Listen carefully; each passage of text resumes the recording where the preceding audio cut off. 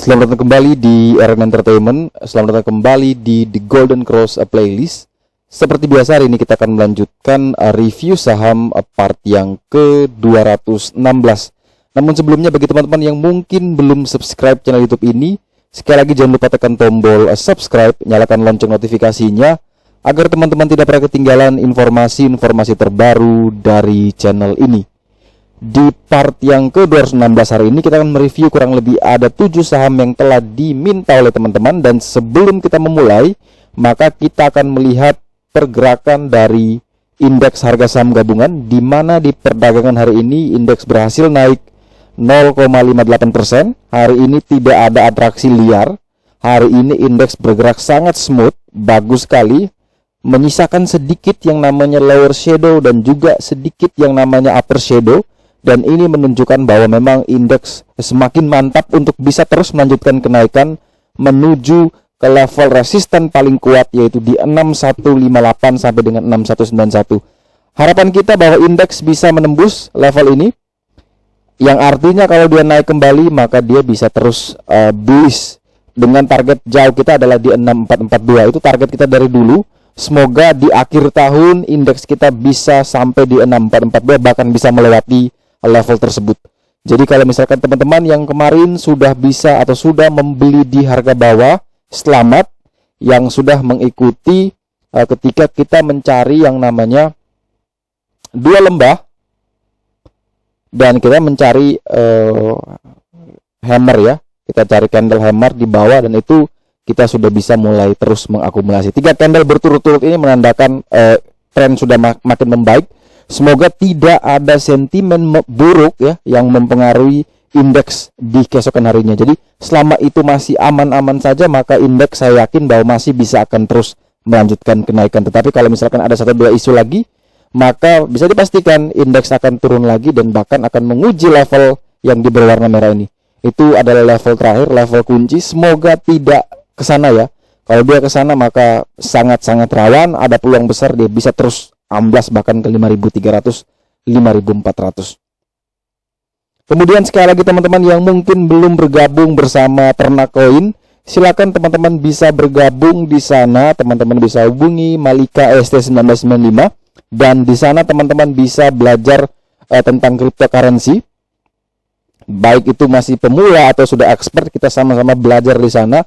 Kita saling bertukar pikiran, silakan bertanya, kita coba menjawab. Kalau kita tidak tahu, mungkin ada yang lebih tahu, bisa juga membantu. Dan kita ingin bahwa komunitas ini bisa saling mengedukasi.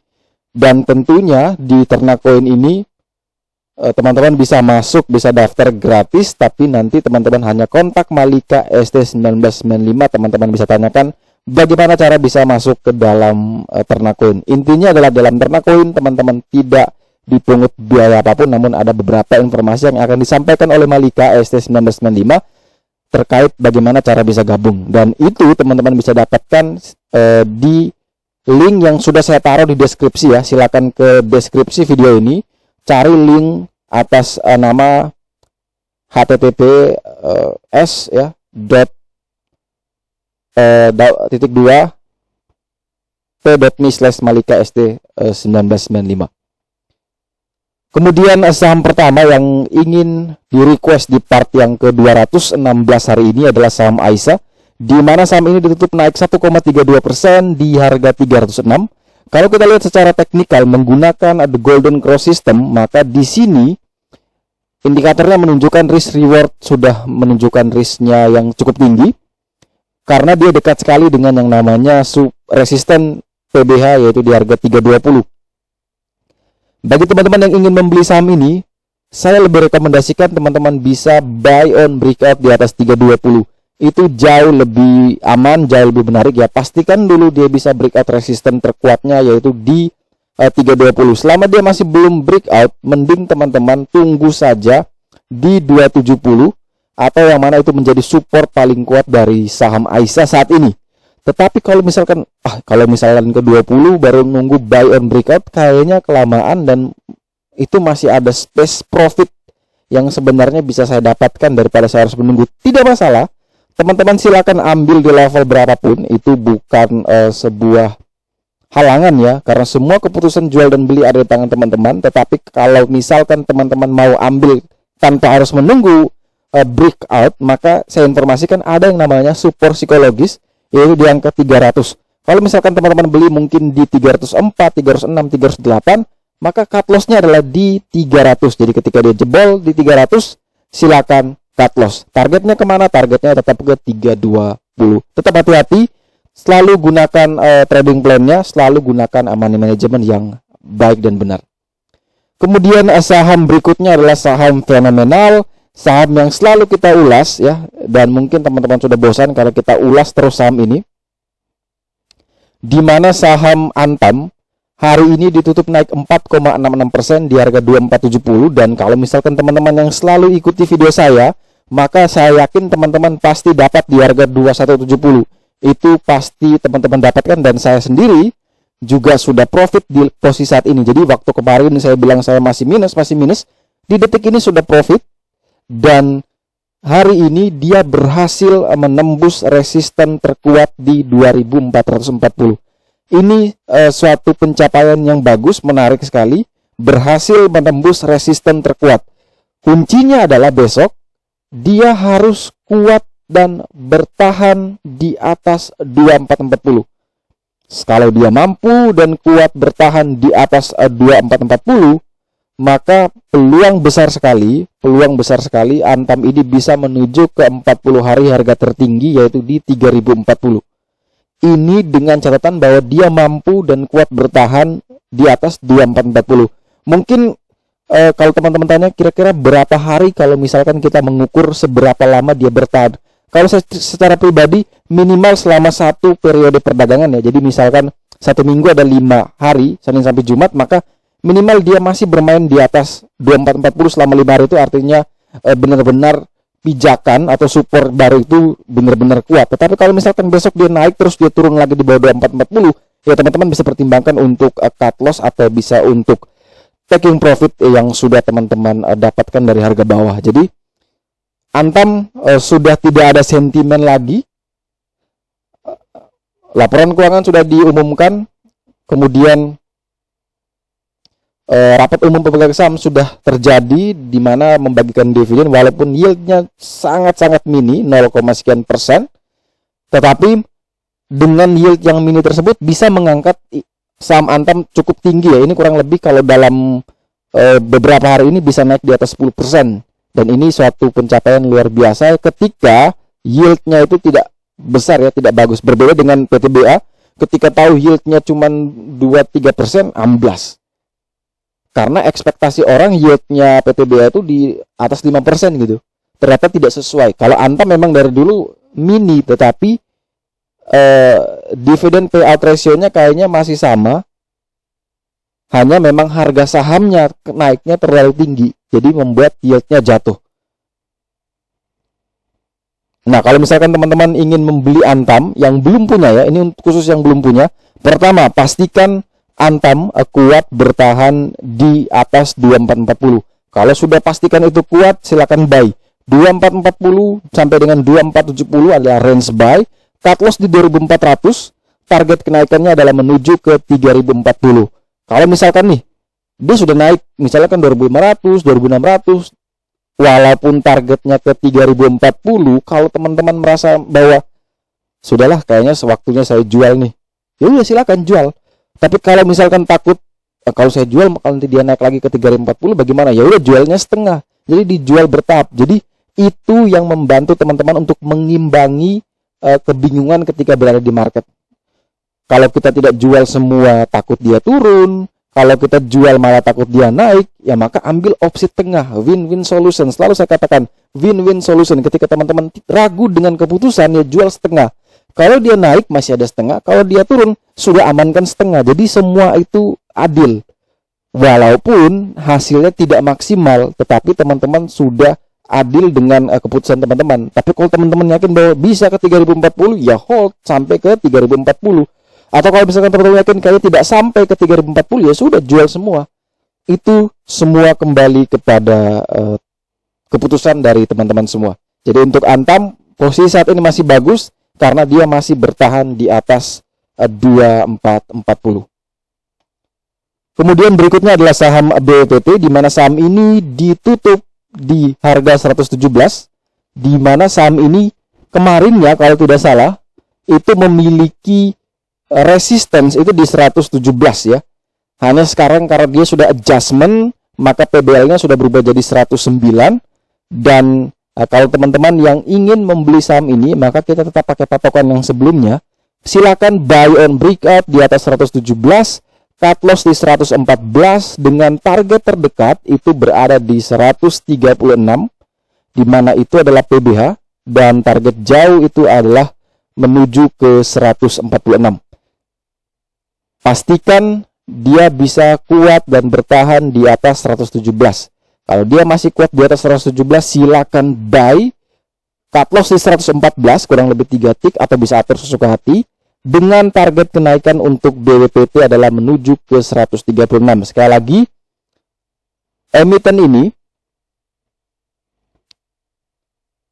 ini memiliki suatu keunikan tersendiri ya, karena memang emiten komoditas, dan di mana komoditas itu khususnya CPO itu masih sangat tinggi di atas 3.000, dan saya masih yakin, saya masih optimis bahwa ini bukan harganya CPO. Jadi ketika kenaikan komoditas itu sudah tinggi dan ternyata saham-saham komoditas itu masih melempem, maka tinggal tunggu waktunya saham-saham komoditas itu pasti akan naik gila-gilaan. Karena coba deh kalau teman-teman riset ya,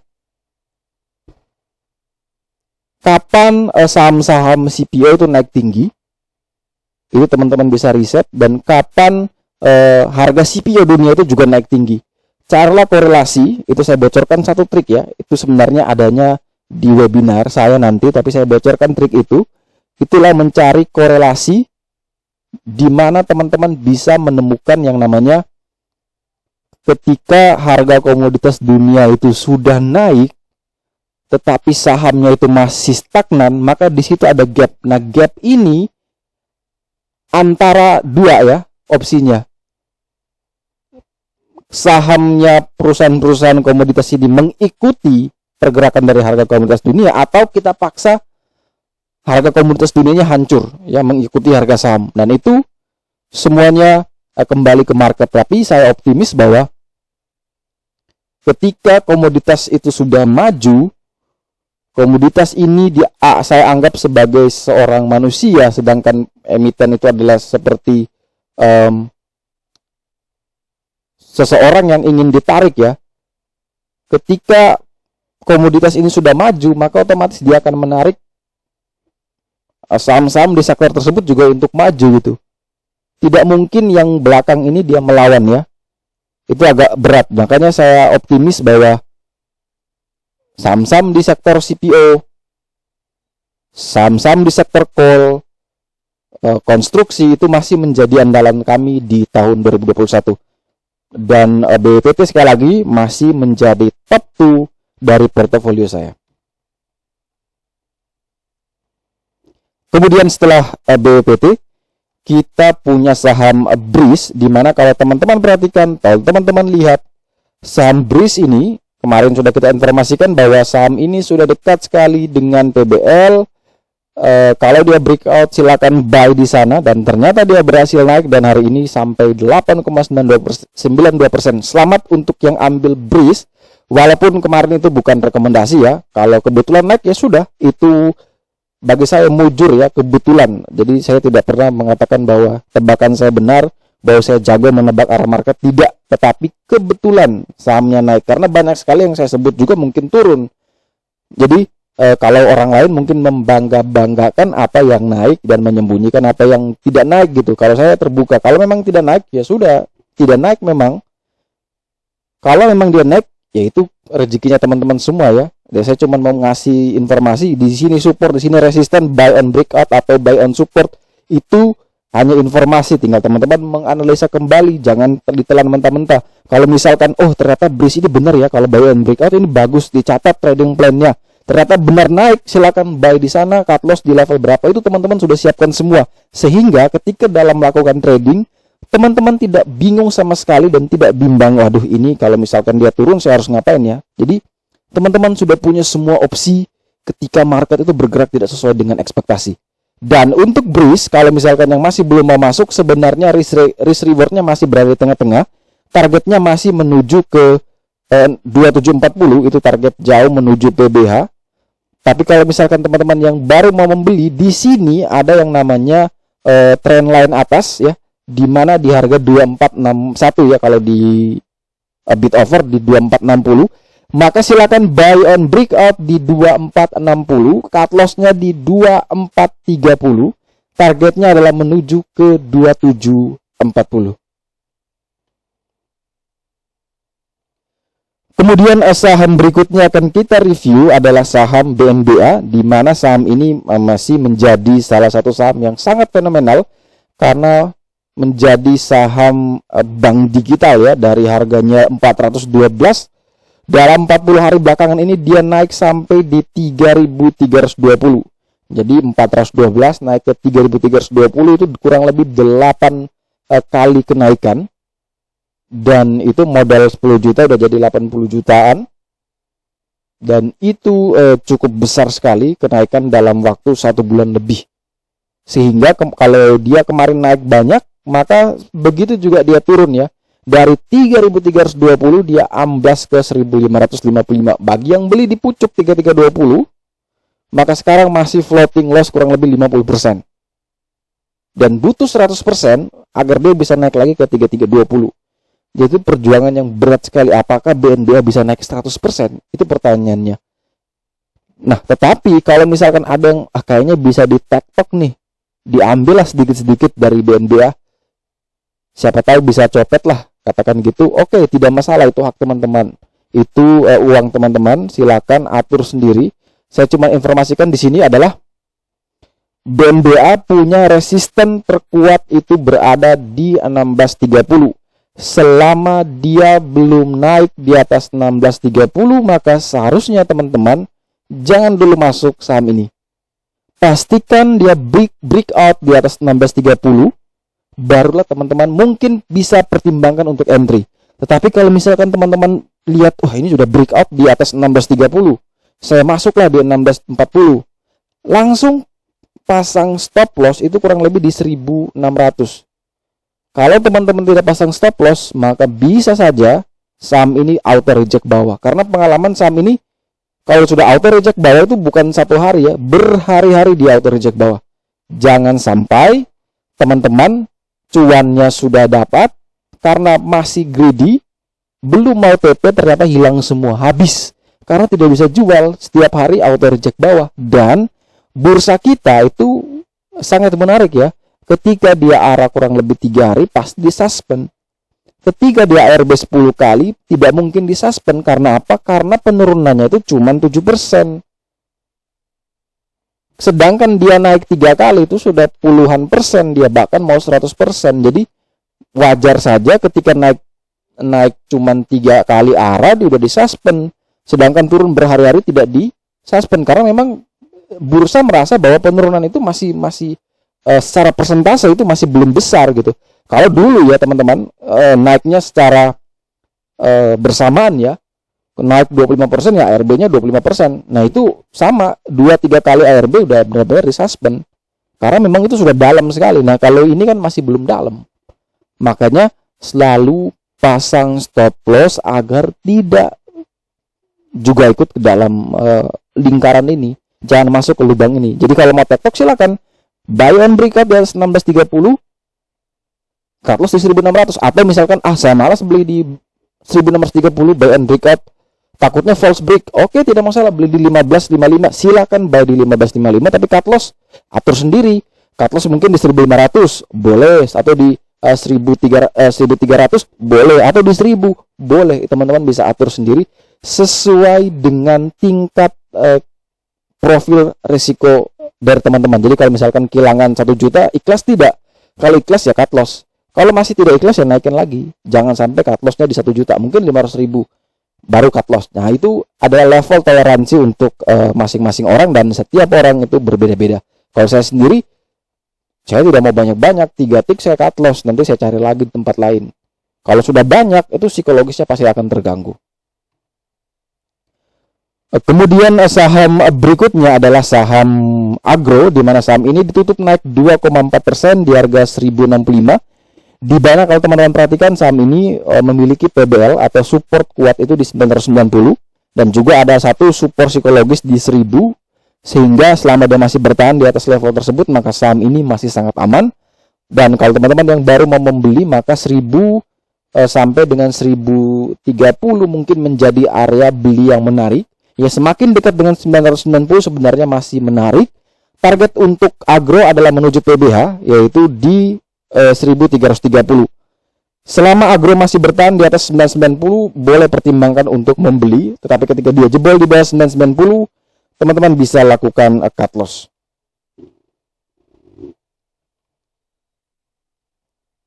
Dan saham terakhir yang akan kita review di part yang ke-216 hari ini adalah saham Waskita, di mana saham Waskita ini ditutup naik 1,44% di harga 1055. Kalau teman-teman ikuti video saya dari Waskita sebelumnya, maka di situ teman-teman lihat bahwa low 40 hari harga terendah adalah di 1055. Karena kemarin Waskita ini sempat menyentuh 985, maka otomatis chart The Golden Cross langsung update bahwa harga terendah bukan 1055 lagi, harga terendah ada di 985. Dan juga kalau misalkan teman-teman yang beli kemarin sudah lewat 1055 kalau tidak salah, ternyata dia amblas lagi, kan sudah cut loss. Maka sekarang adalah level untuk masuk kembali. Selama dia masih kuat bertahan di atas 1000, silakan teman-teman pertimbangkan untuk membeli Waskita. Target kenaikannya adalah menuju ke PBH, itu cukup jauh sekali. Menuju ke PBL yaitu di 1115. Dan kalau misalkan 1115 itu mampu ditembus, maka kita akan menuju target jauh, menuju PBH yaitu di harga 1500. Sekali lagi, banyak yang bertanya apakah saya masih nyangkut. Saya bukannya nyangkut ya, memang secara di portofolio ya memang nyangkut, tapi bagi saya itu bukan nyangkut ya. Ketika saya melihat emiten yang saya mau invest itu turun, itu bagi saya suatu berkah ya. Saya bisa nambah terus di harga bawah, di level-level kemarin saya nambah terus tuh. Jadi effort saya semakin turun. Nah, kalau nyangkut itu adalah ketika dia belinya di 1800, tetapi dia mau trading. Ternyata di bawah sampai 1000, itu baru nyangkut. Kalau saya memang saya belinya bertahap. Dari 1500, 1600, ternyata dia turun, ambil lagi di 1400, ternyata dia turun, ambil lagi di 1200, ternyata dia masih turun, ambil lagi di 1000. Jadi kita pelan, ambilnya pelan, karena memang kita ingin invest di Waskita, karena saya yakin, saya percaya bahwa sektor ini masih sangat menarik sampai di 2024 karena pembangunan itu masih akan berlangsung. Sekali lagi, setelah pandemi selesai, maka fokus anggaran itu sudah beralih untuk sektor infrastruktur. Karena sektor infrastruktur ini di tahun lalu seharusnya sudah mulai running, ternyata ditunda karena pandemi. Anggaran ditarik semua over ke sektor kesehatan, sektor pendidikan, ke dana bantuan sosial, itu semua ditarik dari konstruksi, dipending sementara. Tapi ketika semua sudah usai, vaksin selesai, COVID-nya sudah mulai normal, maka pemerintah akan running kembali untuk memprepare bahwa infrastruktur harus berjalan lagi, terutama pembangunan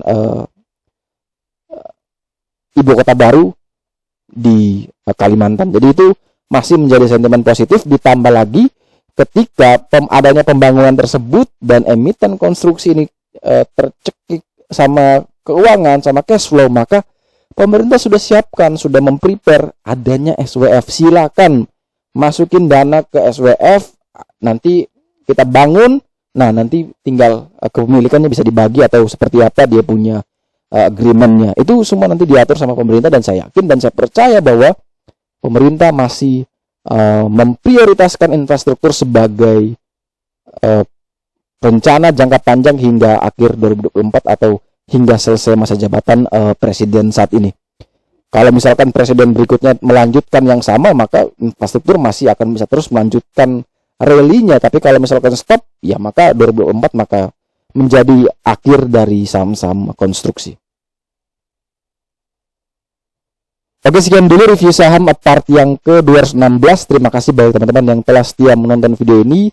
Sekali lagi, jangan lupa like, subscribe, dan share agar semua informasi yang ada dalam video ini dapat berguna, bermanfaat, dan juga tentunya bisa membantu teman-teman dalam trading di keesokan harinya.